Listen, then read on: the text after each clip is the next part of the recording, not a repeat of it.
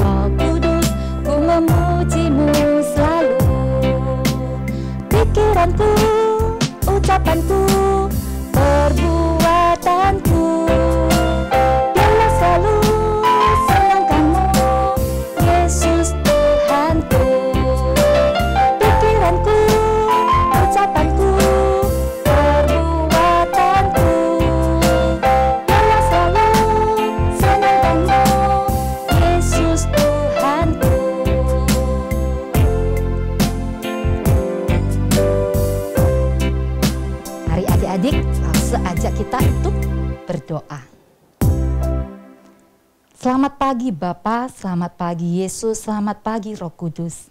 Terima kasih Tuhan telah menjaga dan memelihara kami sepanjang malam ketika kami tidur. Pagi hari ini kami bersyukur karena kami bisa bangun, kami bisa mengikuti ibadah online sekolah minggu ini. Tuhan terima kasih untuk pemeliharaan dan penyertaan-Mu sepanjang hidup kami hingga sampai hari ini. Saat ini kami mau membuka mulut kami untuk memuji Tuhan karena kami tahu ada Tuhan yang selalu beserta dengan kami. Terima kasih, di dalam nama Tuhan Yesus kami berdoa dan mengucap syukur. Amin. Adik-adik langsung mau tanya, kira-kira menurut adik-adik kenapa sih kita ada sukacita? Sukacita kita itu berasal dari mana? Ayo, siapa yang mau kasih jawabannya? Mungkin ada yang menjawab. Oh Lause, saya merasa sukacita ketika saya bisa makan es krim. Oke. Ketika mama beliin es krim, adik-adik bersukacita. Tapi Lause tanya, ketika es krimnya habis gimana? Apakah sukacita itu masih ada? Mungkin ada yang menjawab, oh iya ya, nggak ada lagi Lause. Kalau es krimnya habis, ya udah, aku nggak bersuka cita lagi. Terus mungkin ada yang berkata, oh bisa Lause, karena aku bisa makan pizza. Oke, dibeliin pizza. Adik-adik senang ya dibeliin pizza. Terus kalau pizzanya habis gimana lagi? Pasti mau ini lagi, mau itu lagi, dan mau banyak sekali. Wah adik-adik, jadi kapan dong kita bisa punya sukacita yang penuh, yang full, yang tidak ada habis-habisnya? Nah, ada satu jawabannya, yaitu melalui apa? Melalui kasih Yesus yang ada di dalam hati kita. Ketika hati adik-adik dipenuhi dengan kasih Tuhan, maka akan selalu ada sukacita di dalam hati adik-adik. Karena sukacita kita tidak bergantung pada keadaan kita, pada apa yang kita ada, atau mungkin kita akan mengeluh pada apa yang tidak kita ada. Tapi sukacita kita itu hanya ada di dalam kasih Yesus. Kasih Yesus yang ada di dalam hati kita. Mari adik-adik, langsung ajak kita semuanya untuk berdiri. Kita mau menaikkan satu pujian, Joy in My Heart.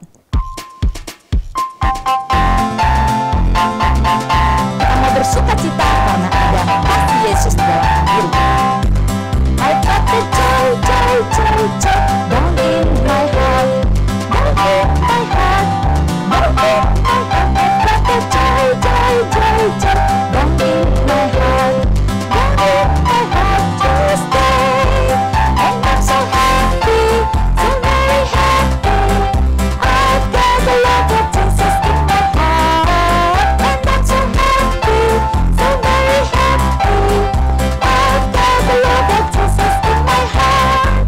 I've got the joy, joy, joy, joy down in my heart, down in my heart, down in my heart. I've got the joy, joy, joy, joy down in my heart, down in my heart to stay. And I'm so happy, so very happy. I've got the love of Jesus in my heart, and I'm so happy, so very happy. I've got the love of Jesus in my heart, and I'm so happy, so very happy. I've got the love of Jesus in my heart, and I'm so happy, so very happy. I've got the love of Jesus in my heart. I've got the love of Jesus in my heart. Ya adik-adik, ada sukacita nggak di hati adik-adik? Lause hari ini dipenuhi dengan sukacita. Karena dua pujian tadi mengingatkan Lause. Pertama, kita bersukacita karena ada Tuhan Yesus. Ada pemeliharaan Tuhan di dalam kehidupan kita setiap saat, bahkan sampai hari ini. Dan yang kedua, sukacita kita itu tidak tergantung pada apa yang ada di sekeliling kita. Tapi sukacita kita ada di dalam Tuhan Yesus. Ada kasih Yesus yang di dalam hati kita. Wow, adik-adik, bersukacitakah kita semuanya? Oke, silakan duduk adik-adik. Nah, saat ini Lause mau mengajak kita lagi. Kita bisa bersukacita lagi. Satu, karena kita bersyukur kepada Tuhan. Jadi saatnya Lause mengajak adik-adik semuanya untuk memberi persembahan sebagai ucapan syukur kita kepada Tuhan atas kasih dan penyertaannya di dalam kehidupan kita. Mari adik-adik persiapkan persembahannya. Adik-adik bisa scan barcode yang nanti ada di layar ya. Oke, kita akan sama-sama menaikkan pujian Terima Kasih Tuhan.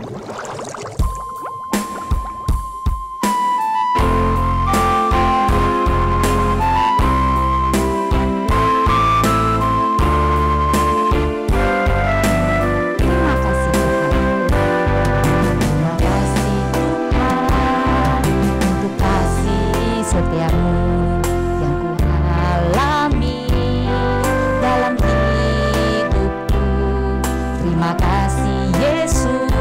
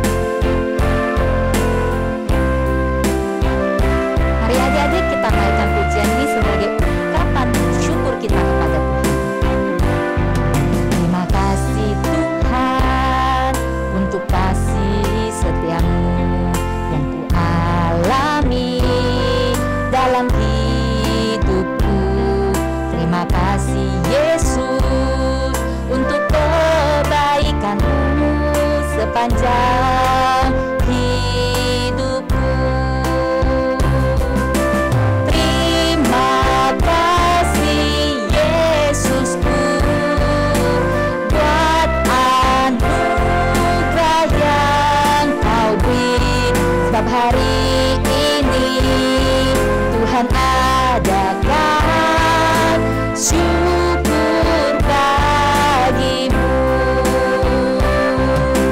Terima kasih Yesusku buat anugerah yang Kau beri, sebab hari ini Tuhan adakan syukur bagimu.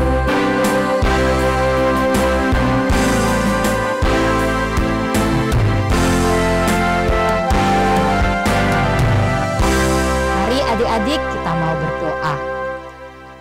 Tuhan Yesus, terima kasih untuk kasih setiamu di dalam kehidupan kami. Terima kasih juga jikalau hari ini kami bisa memuji Tuhan, kami bisa mendengarkan firman-Mu, kami bisa mengikuti ibadah sekolah minggu online. Bapa, saat ini kami lebih lagi bersyukur karena kami diberi kesempatan untuk memberi persembahan. Tuhan berkati persembahan yang kami berikan untuk pekerjaan Tuhan melalui sekolah minggu di gereja kami. Tuhan berkati juga teman-teman kami semuanya, berkati keluarga kami. Terima kasih Tuhan, saat ini sebentar lagi kami akan mendengarkan firman-Mu.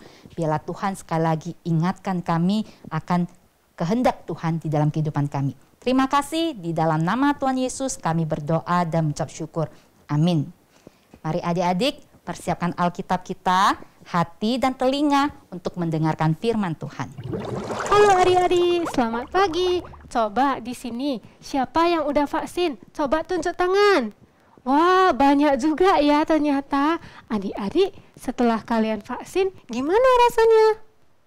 Oh, ada yang biasa-biasa aja. Ada juga yang demam. Ternyata ada juga yang kayak Lause, lapar mulu ya. Bolak-balik kulkas atau Grab pesan makan terus. Iya adik-adik, Lause juga gitu. Tapi itu pas vaksin pertama dan kedua. Waktu vaksin ketiga, tahu nggak? Lause itu demam loh, menggigil. Tangan Lause juga sakit banget. Nggak bisa digerakin adik-adik. Lause sebenarnya itu biasa aja sih. Memang seperti itu setelah vaksin. Tapi yang bikin Lause takut itu udah mau Imlek. Kalau Lause sakit gak bisa makan enak dong. Ya kan? Kan Imlek cuma setahun sekali. Lause udah beli banyak cookies, gak bisa dimakan. Nah, Lause langsung ingat. Lause cepat-cepat berdoa sama Tuhan agar Tuhan sembuhin Lause. Dan puji Tuhan, besoknya Lause langsung sembuh adik-adik. Ngomong-ngomong, dalam Alkitab itu juga ada loh kisah tentang orang yang sakit. Dia udah sakit lama banget, 38 tahun. Kira-kira dia sakit apa ya? Apa Tuhan Yesus juga sembuhin dia seperti Lause tadi? Yuk, sebelum dengar ceritanya, kita berdoa dulu ya. Tuhan Yesus, sebentar lagi kami akan mendengar firman Tuhan. Kiranya Roh Kudus yang memimpin hati dan pikiran kami agar kami dapat mengerti dan mendengarkan dengan baik. Tuhan juga yang menolong Lause yang akan menyampaikan firman. Dalam nama Tuhan Yesus, Juru Selamat kami yang hidup, kami berdoa. Amin. Adik-adik, sambil Lause cerita, yuk kita buka Alkitab kita di Yohanes 5 ayat 1-18. Nah, udah tahu kan sekarang orang ini sakit lumpuh adik-adik. Udah lama banget dia sakitnya.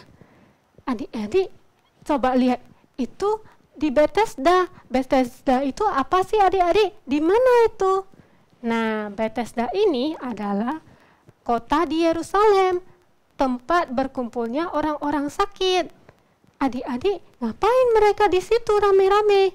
Ternyata di situ ada orang buta, timpang, orang lumpuh. Katanya waktu kolam itu diguncangkan oleh malaikat, saat mereka masuk ke kolam itu, mereka bisa sembuh adik-adik. Tapi ingat, hanya orang pertama saja yang bisa sembuh. Nah, makanya mereka berlomba-lomba untuk masuk ke kolam itu adik-adik. Siapa yang cepat, dia yang sembuh. Nah, coba lihat. Ada orang ini, orang yang lumpuh tadi, yang sudah 38 tahun sakit. Adik-adik, coba bayangin, gimana sih sedihnya dan kecewanya dia. Dia selalu keduluan sama orang yang lain. Karena dia kan lumpuh. Kalau nggak ada yang tolongin dia masuk ke kolam itu, gimana dia bisa sembuh? Nah, kebetulan saat itu Yesus sedang ada di Yerusalem bersama dengan murid-muridnya. Jadi, waktu Yesus melihat orang ini, Yesus bertanya kepadanya, "Maukah engkau sembuh?" Kalau dipikir-pikir, aneh juga ya. Kok Yesus bertanya seperti itu? Bukannya udah jelas? Tentu saja orang ini mau sembuh. Kan udah sakit lama banget. Adik-adik, ternyata pertanyaan ini ada artinya. Tapi kita akan bahas nanti ya. Nah, Yesus pun menyembuhkan orang ini. Yesus menyuruh orang ini untuk angkat tilamnya dan berjalan adik-adik. Tentu saja orang ini senang sekali. Dia langsung melakukan perintah Tuhan. Nah, tidak hanya itu, Yesus juga berpesan kepada orang ini, "Kamu sudah sembuh ya, kamu jangan berbuat dosa lagi, atau nanti akan terjadi hal yang lebih buruk kepadamu." Adik-adik, ternyata waktu itu adalah hari Sabat. Tuh lihat, para pemimpin agama jadi marah sama Tuhan. Mereka mencoba untuk menganiaya Tuhan karena mukjizat kesembuhan ini dilakukan pada hari Sabat. Menurut mereka, hari Sabat itu waktunya istirahat, gak boleh kerja, gak boleh melakukan apapun. Bahkan angkat tilam aja termasuk hal yang dilarang saat itu. Nah, Yesus pun menjelaskan bahwa apa yang Yesus lakukan itu adalah apa yang Bapak ingin untuk Yesus lakukan, adik-adik. Nah, pertanyaannya, adik-adik, tadi kan banyak orang nih di sekitar kolam Bethesda. Ada yang buta, ada yang lumpuh, timpang. Tapi kok hanya orang lumpuh yang sakit selama 38 tahun ini yang disembuhkan Tuhan? Ada yang tahu nggak? Coba kita lihat di ayat 14. Nah, karena Tuhan Yesus tidak hanya fokus kepada keadaan jasmani orang itu, terlebih lagi Tuhan Yesus fokus pada keadaan rohaninya. Tuhan mau melepaskan dia dari dosanya, adik-adik. Nah, mungkin hari ini ada anggota keluarga kita atau bahkan kita sendiri juga yang sakit. Kita udah berdoa kepada Tuhan lama banget, tapi doa kita belum juga dijawab Tuhan. Adik-adik harus ingat, tidak semua orang yang berdoa kepada Tuhan itu disembuhkan Tuhan. Bahkan ada loh orang yang sampai meninggal gara-gara sakitnya itu. Nah, apakah Tuhan tidak mau menyembuhkan? Apakah Tuhan tidak mendengar doa kita? Bukan begitu, adik-adik. Dari firman hari ini, kita diajarkan bahwa Tuhan Yesus fokus kepada keadaan rohani kita. Tuhan Yesus mau kita untuk tetap beriman dan percaya kepadanya. Dan tidak melakukan dosa, adik-adik. Jadi bukan hanya pada keadaan jasmani kita saja ya. Adik-adik, firman hari ini juga jelas menunjukkan siapakah Yesus. Yesus adalah Mesias yang dijanjikan Allah untuk menebus dosa kita. Dan dengan percaya kepadanya, kita bisa memperoleh hidup yang kekal. Jadi, walaupun saat ini kita mungkin doa kita belum dijawab Tuhan atau bahkan tidak dijawab Tuhan, Tuhan tetap berkuasa atas hidup kita. Tuhan adalah juru selamat yang menebus dosa kita dan membawa kita kepada kekekalan. Nah, pertanyaannya, maukah kita percaya kepada Tuhan yang adalah satu-satunya juru selamat yang membawa kita kepada hidup yang kekal? Yuk, Lause punya satu ayat hafalan buat kita. Nah, di Yohanes 20 ayat 31. Ayat ini akan membantu kita untuk mengingat apa yang sudah kita dengar dan pelajari hari ini. Udah ketemu? Yuk kita baca sama-sama ya. Yohanes 20 ayat 31.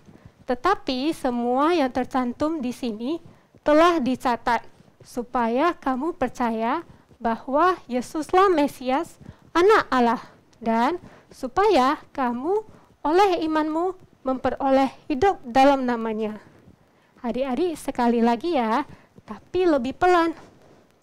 Tetapi semua yang tercantum di sini, stop dulu. Apa yang dicatat adik-adik?